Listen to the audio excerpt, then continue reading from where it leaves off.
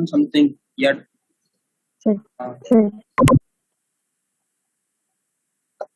सबका आया था इतना, सभी का आया।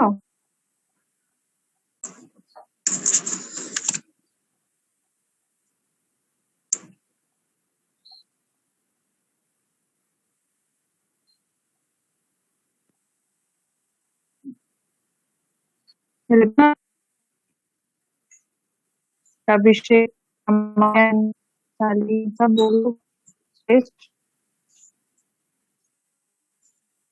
नहीं मैम अभी नहीं आया। क्या कर रहे थे मैम कैलकुलेट ही कर रहे। क्या कर रहे? हाँ मैम कैलकुलेट कर रहे हैं।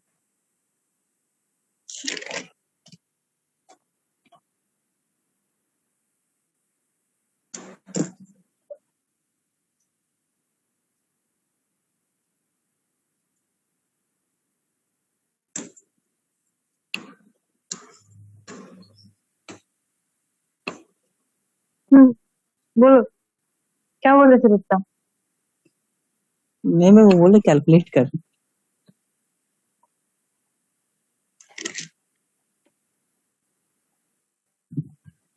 अच्छा समझ में आ रहा है या नहीं आ रहा है इतना बताओ।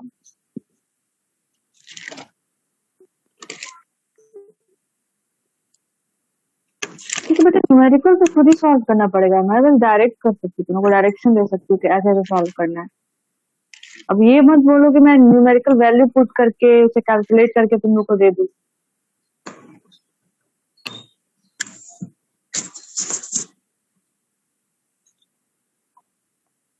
इंडिकेट भी कर दे रही हूँ कि ये वैल्यू यहाँ पे पुट करो, ये इक्वेशन लगाओ।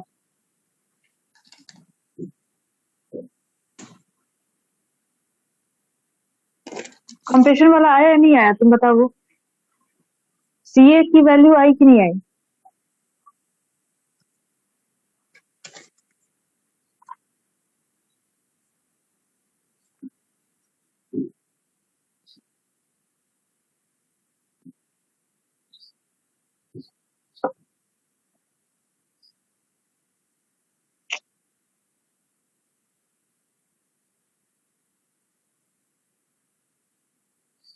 अभिषेक बोलो बेटा, कुछ तो बोलो तुम लोग।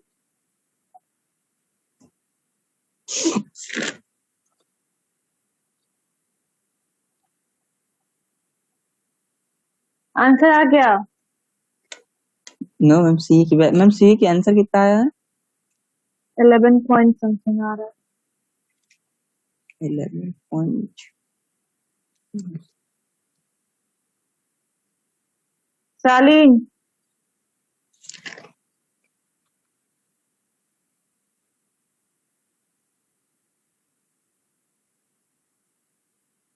सही है, चलो आगे बढ़ते हैं।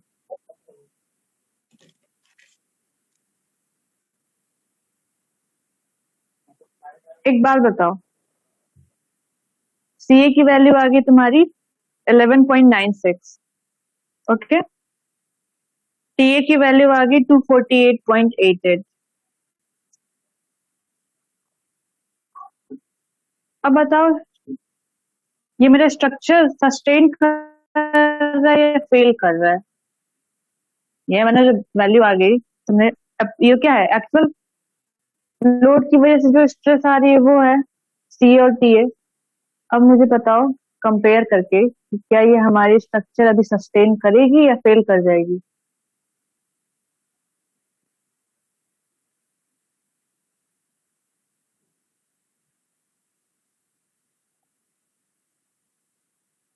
किससे कंपेयर करोगे, मैक्सिमम परमिसिबल वैल्यू से कंपेयर करोगे।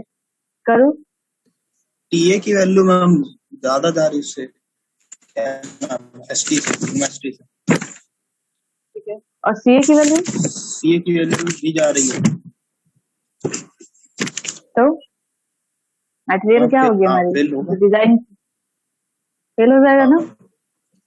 यहाँ तो हमें कोई भी वार्निंग टाइप कुछ भी नहीं मिल पाया, हमें तो नहीं, ना ही यूआरएस मिल पाया ना ओआरएस मिल पाया, कुछ भी नहीं मिल पाया ऐसा सेक्शन कि हम बच पाए। ठीक है, हमारे सेक्शन सीधे फेल कर गए दोनों साइड से। तो जब ये ऐसा कंडीशन आता है तभी हम यूज करते हैं डबली रिइंफोर्स सेक्शन, तभी हम यूज करते हैं डबली रिइंफोर्स सेक्शन। अभी तक क्या पढ़ रहे थे? सिंगली रिइंफोर्स सेक्शन, ठीक है, क्योंकि सिंगल एक ही साइड क्या कर रहे थे, बस रिइंफोर्समेंट कर रहे थे, मतलब स्टील का बार यूज कर रहे थे एक ही साइड। अब हम यूज करेंगे दो दो साइड। इससे पहले पढ़ने से पहले थोड़ा और कुछ जान लेते हैं। एक कंडीशन को, beam size is not given, if beam size is not given,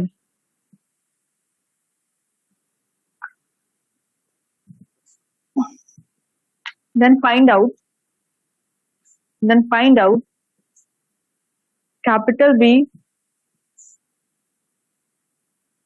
capital D, small d, AST।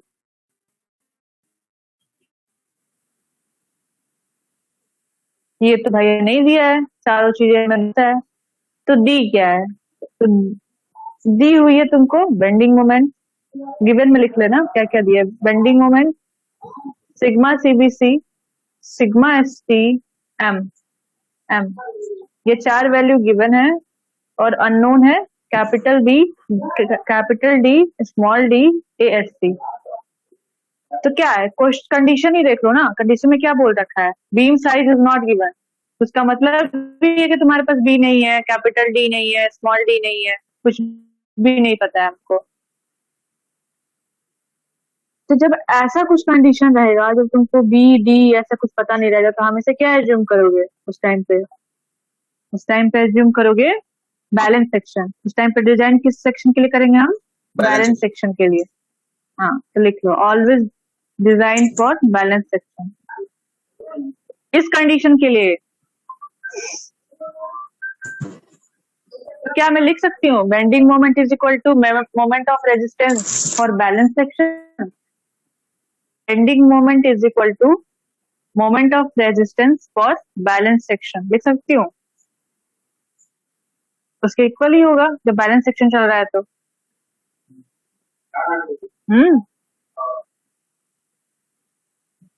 Tell me, देख सकते हैं ना?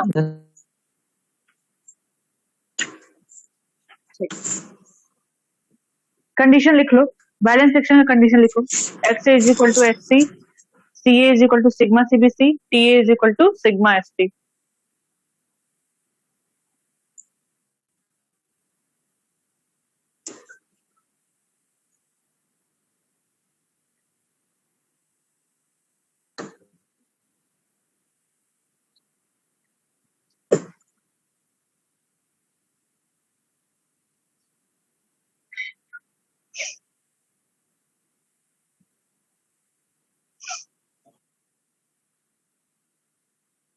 हो गया?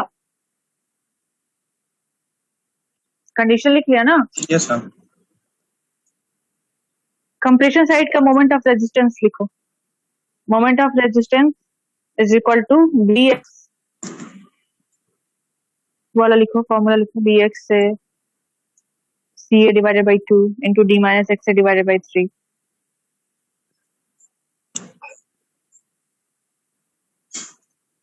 अब हम कौन सा सेक्शन लिया है? बैलेंस सेक्शन लिया है। तो जहां जहां पे सी है वहां सिग्मा सीबीसी रखना, जहां एक्स है वहां एक्स सी रखना।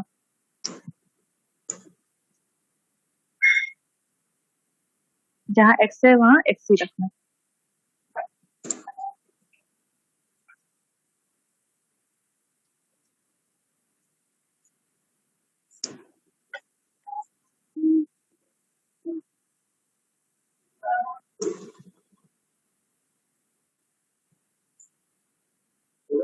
लिख लिया?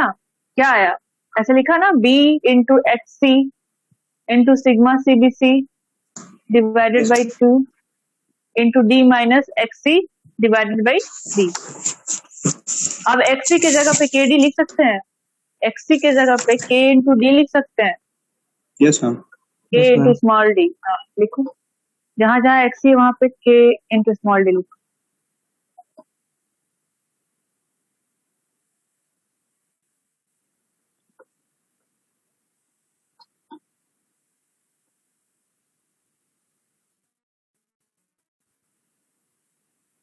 जब लिख लोगे तो ब्रैकेट में डी कॉमन आ रहा है, डी को बाहर ले लेना, डी को कॉमन ले लो तो क्या बचेगा ब्रैकेट में 1 माइनस के डिवाइडेड बाई 3, ऐसे बचेगा ना, बी इंटू के D into sigma CBC divided by 2 into D bracket में 1 माइनस के बाई 3।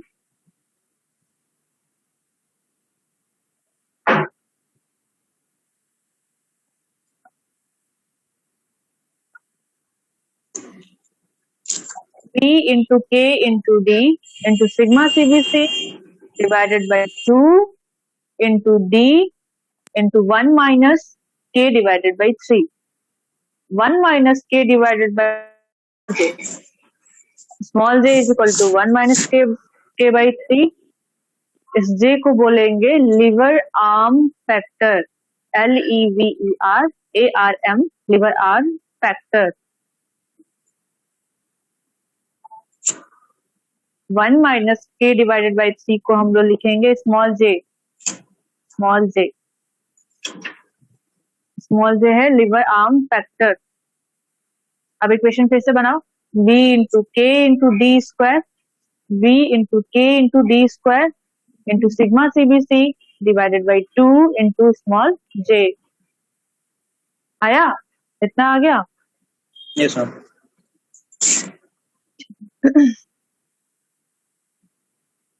अब लिखो उसी को, इक्वेशन को एक जगह थोड़ा सिस्टमेटिक वे में लिखते हैं। 1/2 sigma CBC into J into K into B into D square, 1/2 sigma CBC J into K into B into D square.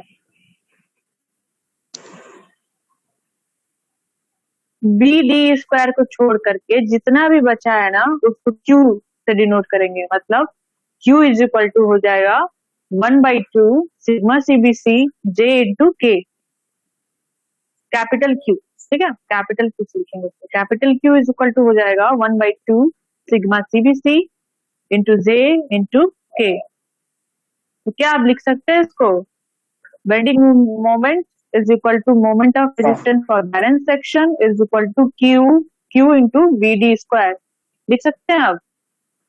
Yes. ठीक है, Q क्या है, लिख लो, Q is equal to moment of resistance, moment of resistance coefficient for balance section, moment of resistance coefficient for balance section, balance section.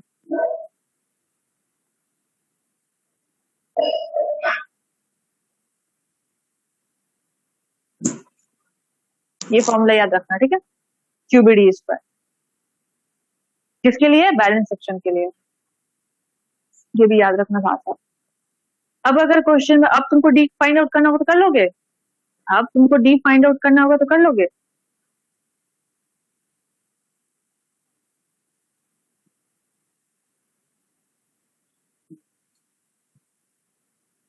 चलो इस type का जब क्वेश्चन बाद में बताएंगे तो किया जाएगा।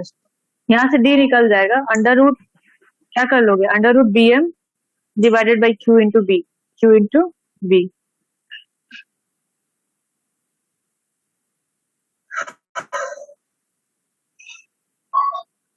डबली रिइंफोर्स सेक्शन अब पढ़ेंगे, ठीक है, लिखो doubly reinforce section, doubly reinforce section.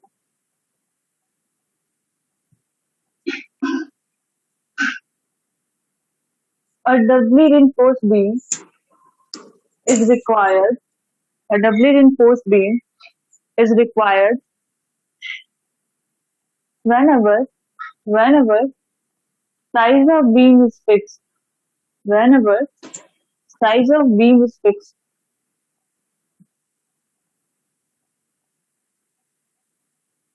And beam has to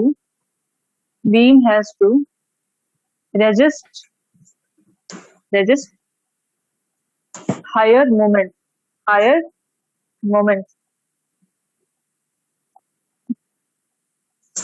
bracket में लिख लेना,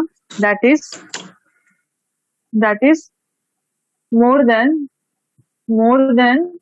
that of moment of resistance more than that of moment of resistance of singly reinforced balanced section. Singly reinforced balanced section.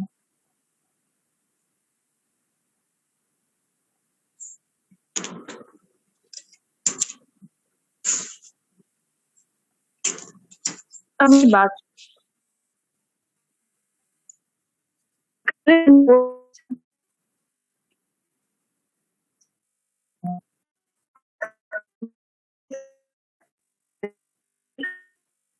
हमारे पास ma'am मैं voice करती हूँ ना कि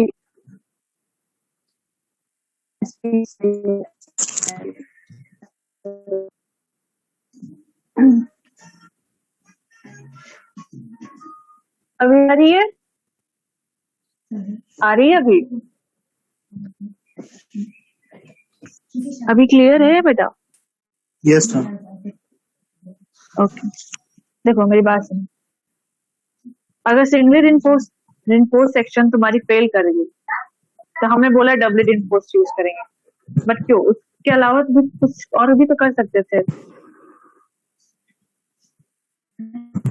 क्या हम ओवर इन्फोर्स सेक्शन यूज कर सकते थे? मतलब ओवर इन्फोर्स का मतलब समझो, अगर मेरा सिंगली रिइंफोर्स में वो फेल कर जा रही है तो मैं क्या करूं? अपने मटेरियल में जो हम डिजाइन कर रहे हैं उसमें बहुत सारा क्या कर दूं? स्टील लगा दूं, बहुत सारा स्टील लगा दूं, छड़ लगा दूं उसके अंदर, तो मैं तो बोलूंगी कि मेरे स्ट्रक्चर वहां पे क्या कर जाएगा? बच जाएगा, क्योंकि उसकी स्ट्रेंथ बढ़ गई। क्यों? क्या ये मेरा बोलना सही है कि मैं उसमें बहुत सारा सरिया डाल दी तो मेरा स्ट्रक्चर क्या हो गया? उसकी स्ट्रेंथ बढ़ गई। क्या ये जो मैं बोल रही हूँ वो करेक्ट है?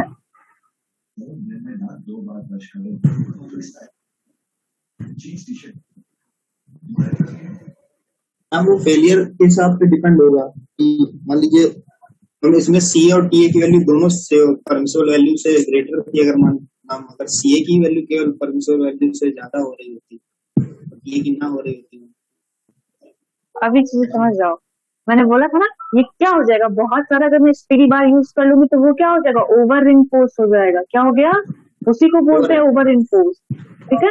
और ओवर इन्फोर्स में क्या होगा? क्या फेल करेगा? सबसे पहले कंक्रीट फेल करता है। क्या फेल करता है? स्टील तो तुमको बचा के रखेगा ना, अंदर की तरफ बचा के रहेगा, बट ज्यादा लोड लगाओगे उसके ऊपर तो स्टील बचा रहेगा, कंक्रीट तो नहीं बचा रहेगा ना। कंक्रीट तो फेल कर ही जाएगा, ठीक है? तो वो हमारे लिए तो डिजायरेबल नहीं है, वो डिजायरेबल नहीं है, क्योंकि तुम्हें तो स्किप करने का वार्निंग ही नहीं मिला। कंक्रीट फेल कर गई और वो गिरना स्टार्ट हो जाएगी, तो मैं ओवर इन्फोर्स नहीं यूज कर सकती थी।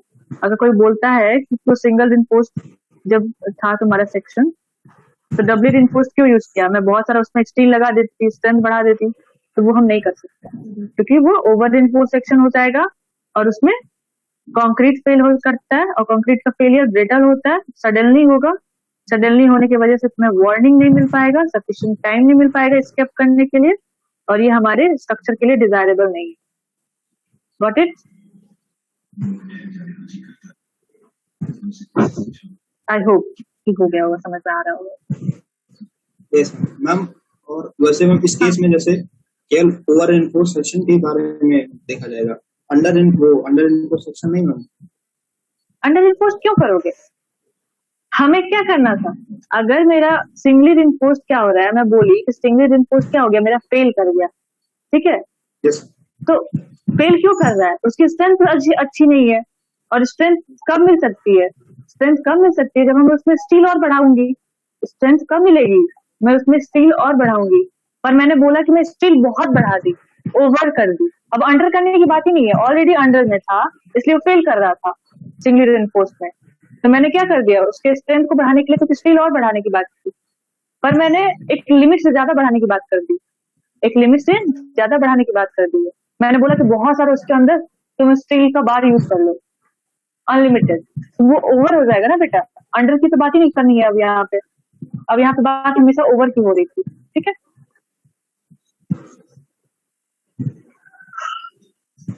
ठीक है,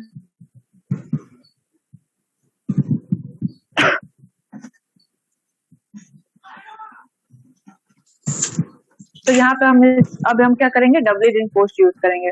डबली रिइंफोर्स्ड का यूज कब होता है, जब तुम्हारी बीम का साइज क्या फिक्स्ड हो गया हो, बीम का साइज फिक्स्ड हो। अब हम बीम का साइज बढ़ा नहीं सकते हैं, और मेरा जो बेंडिंग मोमेंट आ रहा है लोड की वजह से, एक्चुअल लोड की वजह से जो बेंडिंग मोमेंट आ रही है वो तुम्हारी ग्रेटर देन है, वो तुम्हारी ग्रेटर देन हो जा रही है moment of resistance for balance section. Moment of resistance for balance section condition लिख लो वहां पे।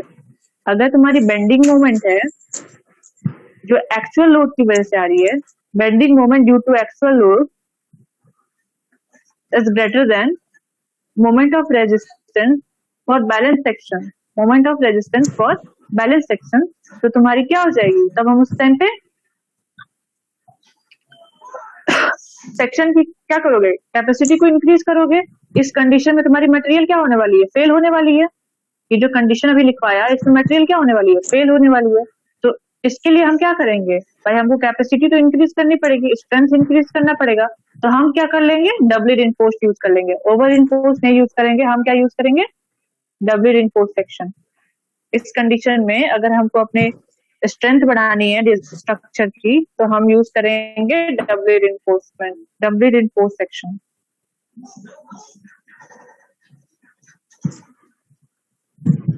पहला लिख लिया, दूसरा हो गया ना, ये पहला तो था बीम का साइज रिस्ट्रिक्ट हो गया, मतलब बीम के साइज फिक्स कर दिया मैंने, तब हम डबली रिइंफोर्स्ड सेक्शन यूज करेंगे।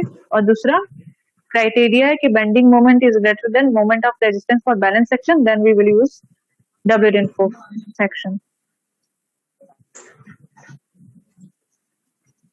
ठीक है, ठीक है, यस मैम। ठीक है। अब एक क्रॉस सेक्शन बनाओ, क्रॉस सेक्शन बनाओ, रेक्टेंगल टाइप से बना रहे थे पहले, वैसे क्रॉस सेक्शन बनाओ। उसमें कैपिटल डी डिनोट करो, कैपिटल डी डिनोट करो, न्यूट्रल एक्सिस डिनोट करो।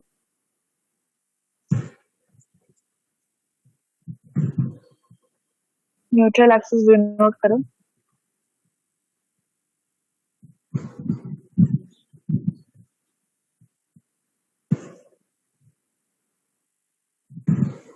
कॉम्प्रेशन टेंशन साइड में जैसे बार लगा रहे थे वैसे टेंशन साइड में बार लगाओ, और वैसे कॉम्प्रेशन साइड में लगाओ। अगर 3 बार टेंशन साइड में लगाओ, 3 बार कॉम्प्रेशन साइड में लगाओ।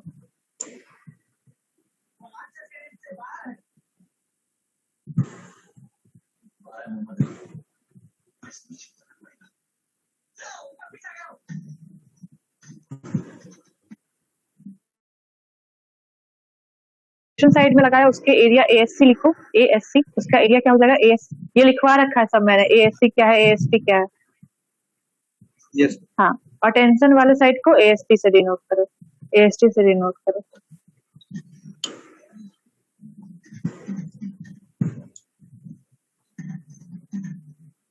तो चलो एक बार देखो,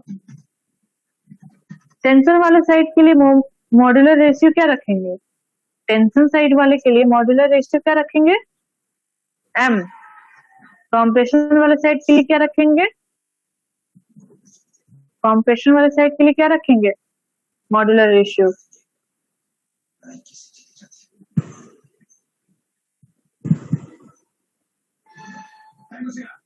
बताओ, 1.5 m, 1.5 इंटू m रखेंगे।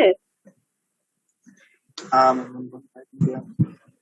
मैम, एक भी बार रिवाइज नहीं हो रहा है। हाँ नहीं मैम, पता है वो आपने बोला था ना, उसमें डाउट था, 5-1.5 m लिखा था। तो m डैश बाद पहले लिखते थे ना, m डैश को क्या लिख देते हैं, 1.5 m से डिनोट करते थे, यही ना लिख पाया था मैंने। हाँ ठीक है, 1.5 m लिखेंगे।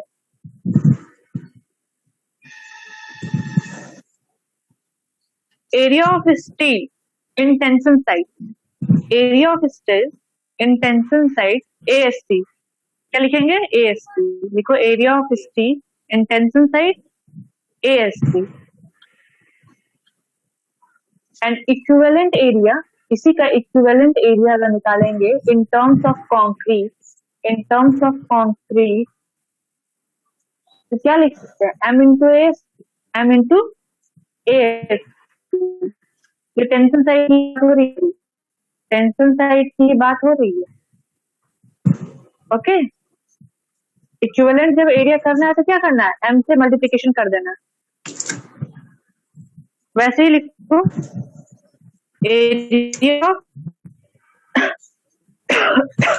Area in compression side, area of steel in compression side क्या है? ASC। क्या है? ASC। Area of steel in compression side क्या है? ASC।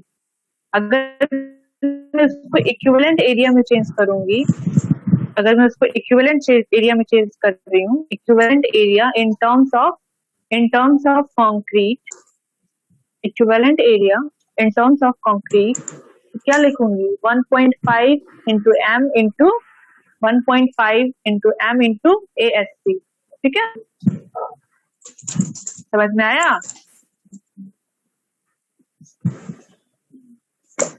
आ जाएगा धीरे समझ में।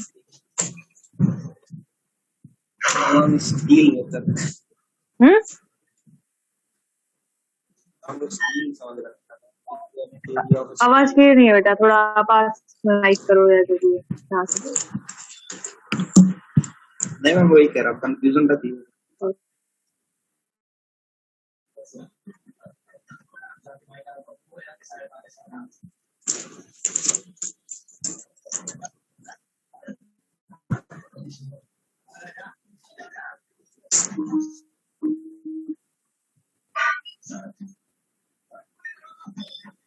चलो इसको बना, ग्रुप में भेजा, प्रॉब्लम बना।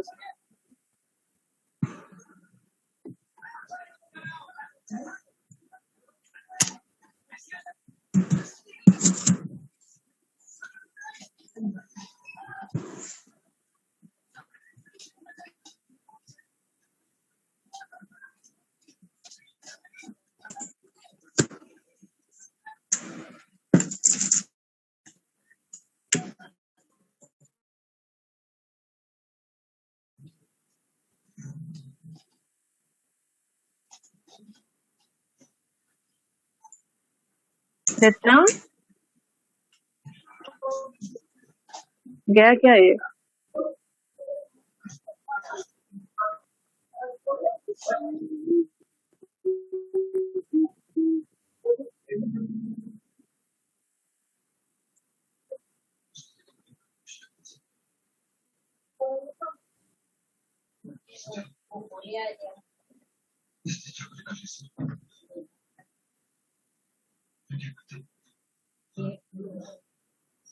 बन जाए तो बताना, मैं समझाऊंगी इसे।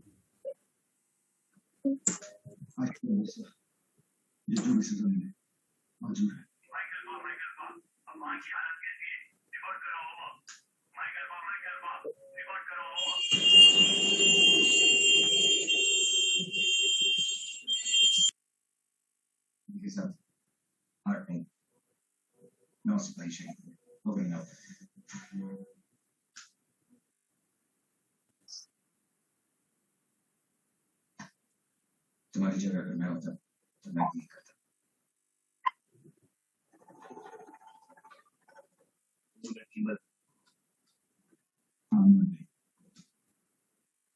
नसीब की बात है, हर गोली पर अपनी निशानी का नाम लिखा है। जब वक्त है तो कोई कुछ नहीं कर सकता।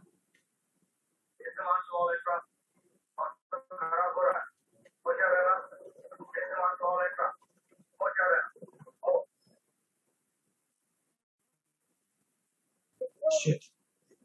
What?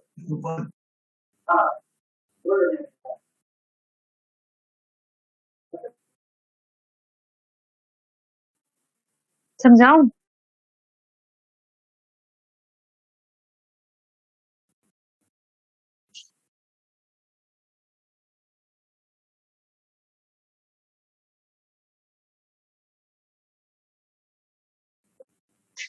चलो, सेक्शन है बी है विड्थ, कैपिटल डी है ओवरऑल डेप्थ, स्मॉल डी है effective depth. Neutral axis pass हो रही है सेंटर से। मैंने डबली रीइंफोर्स सेक्शन की बात चल रही है, तो दोनों साइड क्या करना है, हमें स्टील बार प्रोवाइड करना है।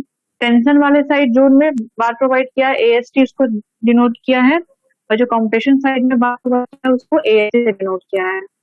अब जैसे टेंशन वाले साइड में इफेक्टिव कवर होता था, वैसे कॉम्प्रेशन साइड में भी और इफेक्टिव कवर होगा।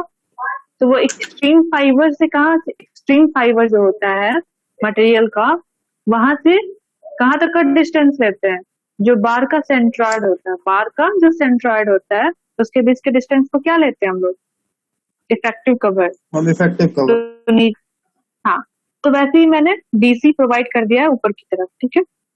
और XA है तुम्हारा एक्चुअल डेप्थ न्यूट्रल एक्सिस का, तो मुझे अगर उसके बीच का डिस्टेंस फाइंड आउट करना है तो XA माइनस DC कर दिया मैंने। इतना क्लियर है? अब देखो, यस मैम। जब हम WSN का एजम्पशंस पढ़ रहे थे तो मैंने पहले ही बोला था कि टेंशन के साइड में कंक्रीट को क्या करना है, हमें निग्लेक्ट करना है। बस हम उसमें क्या एज्यूम करेंगे, स्टील यूज करेंगे। तो अब हम स्टील को क्या कर रहे हैं, क्योंकि हमें एक ही क्वांटिटी एक ही में चीज में कन्वर्ट करके हमको स्टडी करनी है, या तो हम पूरा सेक्शन को कंक्रीट में चेंज कर ले या तो पूरे सेक्शन को स्टील में चेंज कर ले। तो मैंने कंक्रीट में चेंज किया। हम दोनों कंक्रीट में अभी तक चेंज करके पढ़ रहे हैं, तो अभी भी हम कंक्रीट में ही चेंज करेंगे। तो जो हमारा स्टील है टेंशन वाला साइड का, उसको मैंने क्या कर दिया है, उसको कंक्रीट में चेंज कर दिया। तो मैंने उसको एक मार्केट फॉर्म में डिनोट कर दिया कि वो कंक्रीट है, अब वो कंक्रीट बन गया। तो इतना क्लियर है? जो कॉम्प्रेशन साइड है उसके साइड में भी जो स्टील लगा हुआ था उसको भी मैंने क्या कर दिया है, कंक्रीट में चेंज कर दिया है। उसको कैसे चेंज करते हैं, 1.5 into M 1.5 into M into ASC अभी मैंने लिख पाया था कैसे चेंज करेंगे इक्विवेलेंट एरिया में। और नीचे वाले साइड को m इंटू ASC, नीचे वाले साइड जो है उसको m इंटू AST। इतना क्लियर? हाँ, ऊपर वाले में तो AST से ही मल्टीप्लिकेशन होगा। AC एरिया ऑफ जो स्टील है ना, area of steel compression side है वो ASC ही है। हमें एरिया के साथ कोई छेड़छाड़ नहीं करनी है, हमें मॉड्यूलर रेशियो के साथ करनी है, जब भी करना है। अब DC है ना, तो XA माइनस DC कर दिया है, और वैसे नीचे D माइनस XA कर दिया है। D कैप पूरा था स्मॉल d, उसमें से L माइनस करेंगे तो डेप्थ मिल जाएगी उसकी न्यूट्रल एक्सिस से। टेंशन वाले साइड में जो मैंने कंक्रीट प्रोवाइड की है तो उसके बीच की डिस्टेंस। उसके बाद से मैंने इसका डायग्राम बनाया है, स्ट्रेस डायग्राम यहाँ पे समझो, स्ट्रेस डायग्राम बनाया है। जब मेरा सिंगल रिइंफोर्स होता था तो क्या कर रहे थे, ऊपर CA था टोटल, जो अप्लाइड लोड आ रही थी उसकी वजह से जो स्ट्रेस आ रही थी वो CA। जब मैं सिंगली रिइंफोर्स था, अभी मैं डबली रिइंफोर्स का नहीं बता रही हूँ, जब सिंगली रिइंफोर्स था बीच में क्या लगता था, एक C लगता था, कैपिटल C क्या लगता था, फोर्स लग रहा था। कैपिटल C और कैपिटल T पढ़ाया था ना कि फोर्स लग रहा है, रिजल्टेंट फोर्स। बोलिए, समझ में आ रहा है? कैपिटल C और कैपिटल T रिजल्टेंट, हाँ रिजल्टेंट फोर्स लग रहा था। तो वो कैपिटल C जो था ना, मैं यहाँ पे उसको C1 लिख दी हूँ, ठीक है। और जो एक्स्ट्रा स्टील आया कॉम्प्रेशन साइड में, उसका भी एक फोर्स आएगा, उसकी वजह से जो एक्स्ट्रा फोर्स आएगा उसको मैंने डिनोट कर दिया C2 से, तो C2 जो फोर्स है वो केवल जो एक्स्ट्रा स्टील की वजह से कंक्रीट हमने फॉर्म में चेंज किया उसका है फोर्स। और C1 है जब सिंगली रिइंफोर्स होता, तो ओवरऑल जितने भी और कंक्रीट थे उसके लिए है, ओवरऑल जितने कंक्रीट थे कॉम्प्रेशन साइड में उसकी वजह से है C1। तो ऊपर के साइड में देखो, अगर ऊपर के साइड में अगर मैं देखती हूँ ओवरऑल के लिए, CA था तुम्हारा stress, actual stress due to applied load, actual stress due to applied load. But जब C2 लग रहा है तो वहां पे भी तो एक स्ट्रेस डेवलप होगा, वहां पे भी एक स्ट्रेस डेवलप होगा। इसको मैंने C डैश से डिनोट कर दिया, उसको मैंने C डैश से डिनोट कर दिया। इतना क्लियर है? इतना क्लियर है? Yes ma'am.